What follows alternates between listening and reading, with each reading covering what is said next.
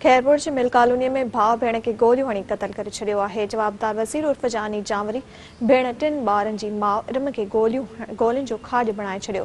वाक़े बाद जवाबदार फरार थी वियो। पुलिस पहुची वाक़े जी जांच शुरू करे छॾी आहे। खैरपुर जी मिल कॉलोनी में भाउ भेण खे गोलियूं हणी क़तल करे छॾियो आहे। वाक़े ॿुधाइनि पिया जवाबदार वज़ीर उर्फ जानी जामरी भेण टिनि ॿारनि जी माउ इरम खे गोलियूं हणी क़तल करे छॾियो आहे। वाक़े ॿुधाइनि पिया वाक़े बाद जवाबदार फरार थी वियो। पुलिस पहुची वाक़े जी जांच शुरू करे छॾी आहे। हिन अहम ख़बर बाबति आगाह कयूं पिया। खैरपुर जी मिल कॉलोनी में भाउ भेण खे गोलियूं हणी क़तल करे छॾियो आहे।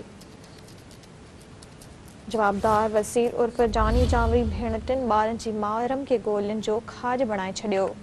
वाक़े बाद जवाबदार फरार थी वियो। पुलिस पहुची वाक़े जी जांच शुरू करे छॾी आहे।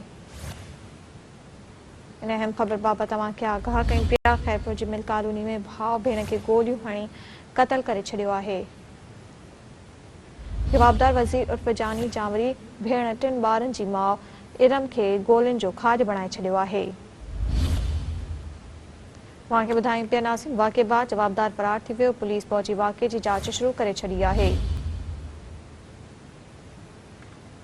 खैरपुर जी मिल कॉलोनी में भाउ भेण खे गोलियुनि हणी क़तल करे छॾियो आहे।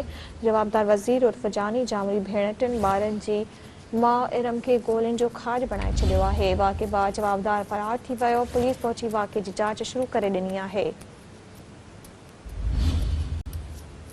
अहम ख़बर बाबति आगाह कयूं पिया। खैरपुर जी मिल कॉलोनी में भाउ भेण खे गोलियुनि हणी क़तल करे छॾियो आहे। जवाबदार वज़ीर उर्फ जानी जामरी भेण टिनि ॿारनि जी माउ इरम खे गोलियुनि जो खाॼ बणाए छॾियो आहे। वाक़े बाद जवाबदार फरार थी वियो। पुलिस पहुची वाक़े जी जांच शुरू करे ॾिनी आहे।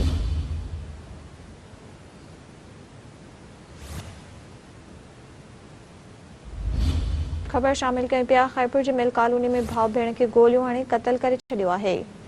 जवाबदार वज़ीर उर्फ जानी जामरी भेण टिनि ॿारनि जी माउ इरम खे गोलियुनि जो खाॼ बणाए छॾियो आहे। अहम ख़बर बाबति आगाह कयूं पिया। वाक़े बाद जवाबदार फरार थी वियो। पुलिस पहुची वाक़े जी जांच शुरू करे ॾिनी।